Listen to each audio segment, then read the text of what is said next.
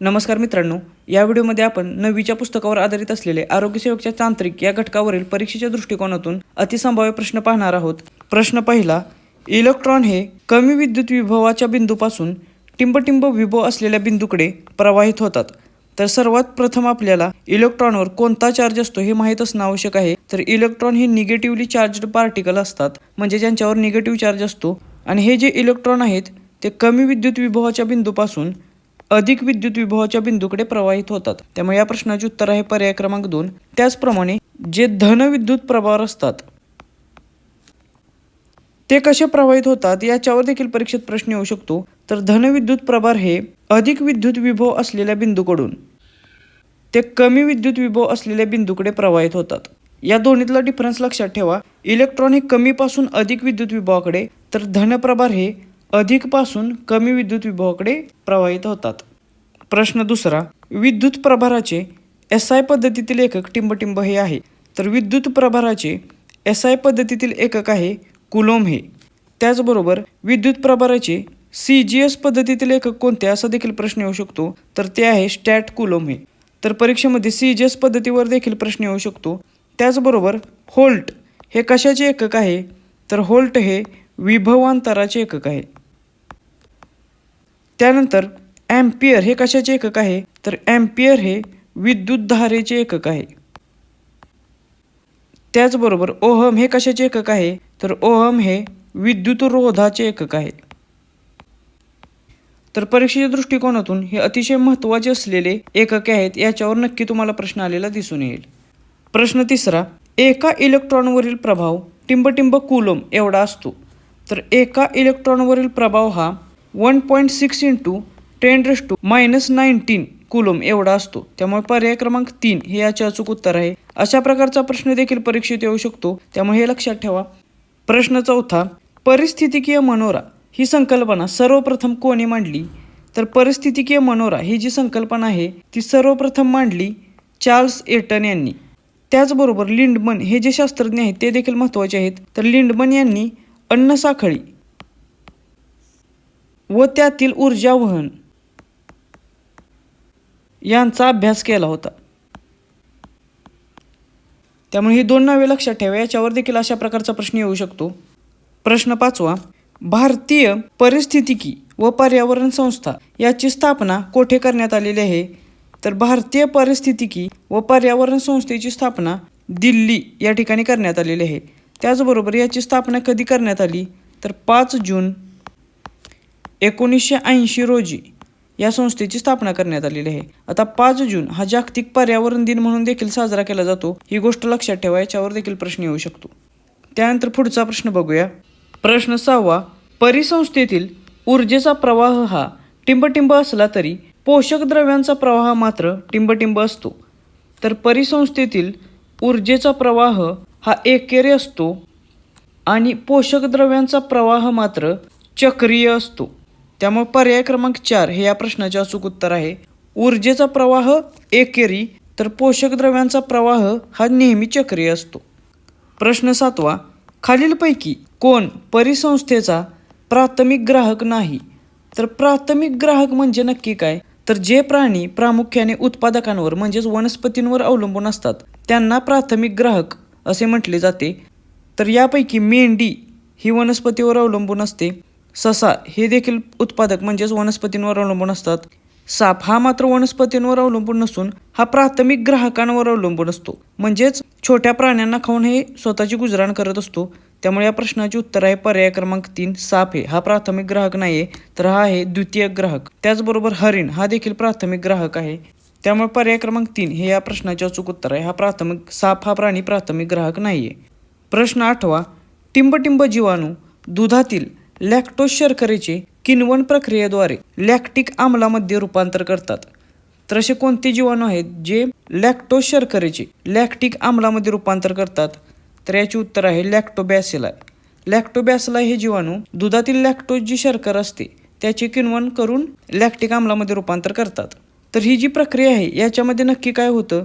तर दुधाचा जो pH असतो तो pH कमी होतो आणि जेव्हा दुधाचा pH कमी होतो तेव्हा दुधातील जी प्रथिने असतात त्या प्रथिनांचे क्लथन होते म्हणजेच त्याच्या गुठळ्या बनतात आणि या प्रक्रियेच्या शेवटी मग दही हा पदार्थ तयार होतो. आणि ही जी प्रोसेस आहे या प्रोसेससाठी लॅक्टोबॅसिलाई हे जीवाणू महत्त्वाचे असतात. प्रश्न 9. टिंबटिंब या जीवाणूचा वापर करून समुद्रातील तेलगळती स्वच्छ केली जाते. तर समुद्रातील जी तेलगळती आहे ती स्वच्छ करण्यासाठी उपयोगी येणारे जे जीवाणू आहेत त्यांचे नाव आहे अल्कॅनिव्होरॅक्स जीवाणू. हे अल्कॅनिव्होरस जीवाणूंचा वापर समुद्रातील तेलगळती स्वच्छ करण्यासाठी केला जातो. त्याचबरोबर यारोविया लायपोलिटिका हे जे जीवाणू आहेत यांचा उपयोग जड धातू आणि क्षार यांचे शोषण करण्यासाठी केला जातो. त्यानंतर सॅक्रोमायसिस सेरेविसी हे जे जीवाणू आहेत यांचा उपयोग आर्सेनिक हा जो धातू आहे हा धातू शोषण्यासाठी केला जातो. त्यामुळे हे जे जीवाणू आहेत या जीवाणूचा देखील उपयोग लक्षात ठेवा. याच्यावर देखील परीक्षेत प्रश्न येऊ शकतो. प्रश्न 10. खालील प्रतिजैविकांपैकी विस्तृत क्षेत्र प्रतिजैविके कोणती आहेत? तर खाली जी प्रतिजैविके दिलेली आहेत त्याच्यापैकी ब्रॉड स्पेक्ट्रम अँटीबायोटिक्स कोणते आहेत ते आपल्याला शोधायचे आहे. तर याच्यापैकी ॲम्फिसिलिन, ॲमॉक्झिसिलिन, टेट्रासाइक्लिन हे जे अँटीबायोटिक्स आहेत किंवा प्रतिजैविके आहेत ती ब्रॉड स्पेक्ट्रम प्रतिजैविके आहेत किंवा विस्तृत क्षेत्र प्रतिजैविके आहेत. म्हणजेच पर्याय क्रमांक 1 हे याचे अचूक उत्तर आहे. त्याचबरोबर पेनिसिलिन आणि एरिथ्रोमायसिन ही जी प्रतिजैविके आहेत ती मर्यादित क्षेत्र प्रतिजैविके म्हणजेच नॅरो स्पेक्ट्रम अँटीबायोटिक्स आहेत. तर ही देखील गोष्ट लक्षात ठेवा. याच्यावर देखील परीक्षेत प्रश्न येऊ शकतो. प्रश्न 11. नॅशनल इन्स्टिट्यूट ऑफ व्हायरोलॉजी ही संस्था कोठे कार्यरत आहे? तर नॅशनल इन्स्टिट्यूट ऑफ व्हायरोलॉजी ही विषाणूंच्या संदर्भात काम करणारी संस्था पुणे येथे कार्यरत आहे. त्यामुळे हा प्रश्न परीक्षेच्या दृष्टिकोनातून खूप महत्त्वाचा ठरतो. त्यानंतर प्रश्न 12. बुरशीजन्य विषारी रसायनांना टिंबटिंब असे म्हणतात. तर बुरशीजन्य जी विषारी रसायन तयार होतात त्यांना मायकोटॉक्झिन्स म्हणून ओळखले जाते. त्यामुळे पर्याय क्रमांक 2 हे या प्रश्नाचे उत्तर आहे. आता येथे बघा, क्लॉस्ट्रिडियम हे जे जीवाणू असतात ते जीवाणू शिजवलेले अन्न खराब करणारे जीवाणू म्हणून क्लॉस्ट्रिडियम जीवाणू यांना ओळखले जाते. त्यामुळे ही देखील गोष्ट लक्षात ठेवा. याच्यावर देखील परीक्षेत प्रश्न येऊ शकतो की शिजवलेले अन्न खराब करणारे जीवाणू कोणते आहेत? तर ते आहेत क्लॉस्ट्रिडियम हे जीवाणू. प्रश्न 13. खालीलपैकी कोणता रोग हा विषाणूजन्य नाही?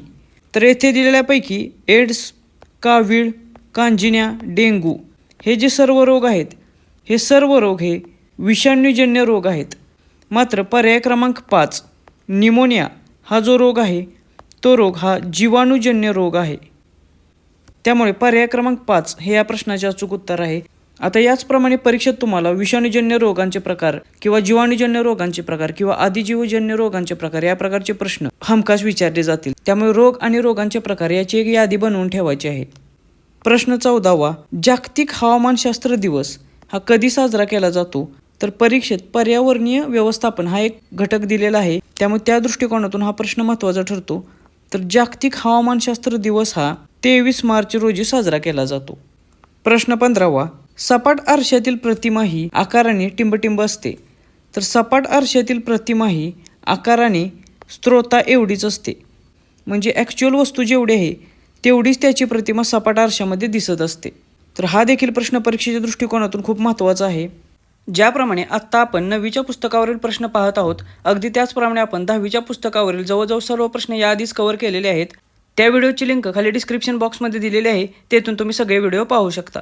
प्रश्न 16. खालील उपकरणात कोणता आरसा वापरलेला असतो? तर फ्लड लाईट्स, दाढी करण्याचा आरसा यांच्यामध्ये अंतर्गोल आरसा वापरला जातो. आता आरशाचे मुख्यतः 3 प्रकार आहेत. ते म्हणजे बहिर्गोल आरसा, अंतर्गोल आरसा आणि सपाट आरसा. आणि परीक्षेत अशा प्रकारचे प्रश्न तुम्हाला 100% या आरशांवर विचारला जाणार आहे. त्यामुळे याची देखील तयारी आपल्याला करायची आहे. त्यानंतर प्रश्न 17. कार्बन या मूलद्रव्याचा अणुअंक किती आहे? तर परीक्षेच्या दृष्टिकोनातून कार्बनची संयुगे हा टॉपिक खूप महत्त्वाचा आहे. त्यामुळे याच्यावर 100% तुम्हाला प्रश्न विचारले जातील. तर कार्बनचा अणुअंक आहे 6. आता त्याचबरोबर कार्बनची संज्ञा कोणत्या अक्षराने दाखवली जाते याच्यावर देखील प्रश्न येऊ शकतो. तर याची संज्ञा C या अक्षराने दाखवली जाते. त्याचबरोबर कार्बनचे अणुवस्तुमान किती आहे असा देखील प्रश्न येऊ शकतो. तर कार्बनचे अणुवस्तुमान आहे 12 एवढे. त्यामुळे ही गोष्ट देखील लक्षात ठेवायची आहे.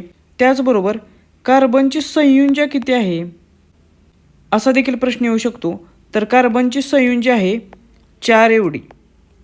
तर पुन्हा एकदा गोष्ट लक्षात ठेवा, कार्बनचा अणुअंक आहे 6, अणुवस्तुमान आहे 12 आणि संयुजा आहे 4. तर या 3 संख्या लक्षात ठेवा, याच्यावर नक्की प्रश्न तुम्हाला येणार आहे. प्रश्न 18वा, कार्बनच्या स्फटिकी अपरूपांबद्दल योग्य पर्याय निवडा. पहिले विधान आहे, स्फटिक रूपातील अणूंची रचना नियमित आणि निश्चित असते. तर हे विधान बरोबर आहे. कार्बनचे जे स्फटिकी अपरूप असतात त्यांची रचना नियमित आणि निश्चित असते. त्यानंतर दुसरे विधान आहे, कार्बनचे स्फटिकी अपरूपांचे द्रवणांक आणि उत्कलनांक उच्च असतात. तर दुसरे विधानही बरोबर आहे, त्याचे द्रवणांक आणि उत्कलनांक उच्च असतात. त्याचबरोबर तिसरे विधान आहे, स्फटिकी रूपातील पदार्थांना निश्चित भौमितिक रचना, तीक्ष्ण कडा आणि सपाट पृष्ठभाग असतो. तर हेही विधान बरोबर आहे. म्हणजेच पर्याय क्रमांक 5 वरीलपैकी सर्व बरोबर हे या प्रश्नाचे अचूक उत्तर आहे. आता ही जी कार्बनची स्फटिकी अपरूप आहेत याची उदाहरणे कोणती असा देखील परीक्षेत प्रश्न येऊ शकतो. तर यांची उदाहरणे आहेत हिरा, ग्राफाईट आणि फुलेरिन. तर या उदाहरणांवर देखील परीक्षेत प्रश्न येऊ शकतो. त्यामुळे ही जी 3 उदाहरणे आहेत, हिरा, ग्राफाईट आणि फुलरिन्स, हे लक्षात ठेवा. प्रश्न 19वा, हिऱ्यातील प्रत्येक कार्बन अणू हा शेजारील टिंबटिंब कार्बन अणूंशी सहसंयोजी बंधाने बनलेला असतो. तर हिऱ्यातील प्रत्येक कार्बन अणू हा शेजारील 4 कार्बन अणूंशी सहसंयोजी बंधामध्ये बांधलेला असतो. आता याचबरोबर आणखीन एक गोष्ट लक्षात ठेवायची आहे, ती म्हणजे हिऱ्याची रचना कशी असते याच्यावर देखील परीक्षेत प्रश्न येऊ शकतो. तर हिऱ्याची रचना ही 3 डायमेन्शनल असते, त्रिमितीय रचना असते. ही गोष्ट लक्षात ठेवा, याच्यावर देखील परीक्षेत प्रश्न येऊ शकतो. प्रश्न 20वा, ग्राफाईटमध्ये कार्बनचा प्रत्येक अणू इतर टिंबटिंब कार्बन अणूंसोबत अशा प्रकारे बंधित असतो की त्यामुळे त्याची प्रतलीय षटकोनी रचना तयार होते. आता ज्याप्रमाणे हिऱ्यामध्ये 1 कार्बन अणू 4 कार्बन अणूंसोबत बांधलेला असतो, त्याचप्रमाणे ग्राफाईटमध्ये 1 कार्बन अणू हा इतर 3 कार्बन अणूंसोबत बांधलेला असतो. त्याचबरोबर ज्याप्रमाणे हिऱ्याची रचना ही 3D असते, त्याचप्रमाणे ग्राफाईटची रचना ही प्रतलीय षटकोनी असते. त्यामुळे ही गोष्ट लक्षात ठेवा, याच्यावर देखील परीक्षेत 100% प्रश्न विचारला जाईल. आता त्याचबरोबर ग्राफाईट आणि माती यांच्या एकत्रितकरणाने कोणती गोष्ट तयार होते? तर याच्या एकत्रितकरणाने लेडची पेन्सिल तयार केली जाते. त्यामुळे परीक्षेत अशा प्रकारचा प्रश्न देखील विचारला जाऊ शकतो. त्यामुळे हे देखील लक्षात ठेवा. त्यानंतर पुढचा प्रश्न बघूया. प्रश्न 21वा, ग्राफाईट संदर्भात योग्य विधान किंवा विधाने निवडा. तर ग्राफाईटच्या संदर्भात पुढे 4 विधाने दिलेली आहेत, त्यापैकी योग्य विधाने आपल्याला निवडायची आहेत. पहिले विधान आहे, निसर्गतात सापडणारे ग्राफाईट हे काळे, मऊ आणि ठिसूळ असते. तर हे विधान बरोबर आहे. त्यानंतर दुसरे विधान आहे, ग्राफाईटमध्ये आतील संपूर्ण स्तरात मुक्त इलेक्ट्रॉन फिरत असतात, त्यामुळे हे विद्युत सुवाहक आहेत. तर हे देखील बरोबर आहे. तर ग्राफाईटमध्ये मुक्त इलेक्ट्रॉन असल्यामुळे ग्राफाईट हे विद्युत सुवाहक आहे, त्यामुळे हे देखील विधान बरोबर आहे. त्यानंतर तिसरे विधान आहे, ग्राफाईटचा उपयोग वंगण तयार करण्यासाठी करतात. तर हे देखील बरोबर आहे. आणि चौथे विधान आहे, खूप प्रकाश देणाऱ्या आर्क लॅम्पमध्ये ग्राफाईटचा वापर करतात. तर विधान चौथे देखील बरोबर आहे. ही 4 विधाने बरोबर असल्यामुळे या प्रश्नाचे उत्तर आहे पर्याय क्रमांक 4 वरीलपैकी सर्व विधाने बरोबर आहेत. त्यानंतर प्रश्न 22वा, अग्निशामक यंत्रामध्ये टिंबटिंबची भुकटी वापरतात. तर अग्निशामक यंत्रामध्ये सोडियम बायकार्बोनेटची भुकटी वापरली जाते. त्याचबरोबर परीक्षेत सोडियम बायकार्बोनेटचा फॉर्म्युला देखील विचारू शकतात. तर सोडियम बायकार्बोनेटचा फॉर्म्युला आहे NaHCO3 हा. तर अशा प्रकारचा प्रश्न देखील परीक्षेत येऊ शकतो. प्रश्न 23वा, कोणत्या अल्केनला मार्श गॅस म्हणून ओळखले जाते? तर मार्श गॅस म्हणून ओळखला जातो मिथेन हा वायू. आता मिथेनला मार्श गॅस म्हणून का ओळखले जाते? कारण हा मिथेन हा वायू जो आहे तो वायू दलदलीच्या भागात आढळतो आणि म्हणूनच याला मार्श गॅस म्हणून ओळखले जाते. त्यामुळे ही गोष्ट देखील लक्षात ठेवा, याच्यावर देखील परीक्षेत प्रश्न येऊ शकतो. प्रश्न 24वा, कांदे बटाटे यांना मोड येऊ नये म्हणून त्यांच्यावर टिंबटिंबच्या गॅमा किरणांचा मारा केला जातो? तर कांदे आणि बटाटे यांना मोड येऊ नये म्हणून त्याच्यावर कोबॉल्ट 60 या गॅमा किरणांचा मारा केला जातो. आता ज्याप्रमाणे कोबॉल्ट 60च्या उपयोगावर प्रश्न विचारलेला आहे त्याचप्रमाणे इतर अशाच प्रकारच्या किरणांवर देखील प्रश्न येऊ शकतो. ट्रान्शियम 90 या किरणांचा उपयोग कोठे होतो? तर यांचा उपयोग हाडांचा कर्करोग याच्यावरील उपचार पद्धतीमध्ये ट्रान्शियम 90 या किरणांचा वापर केला जातो. त्यानंतर बोरॉन 10 या किरणांचा उपयोग कोठे केला जातो किंवा कशाच्या उपचारामध्ये केला जातो?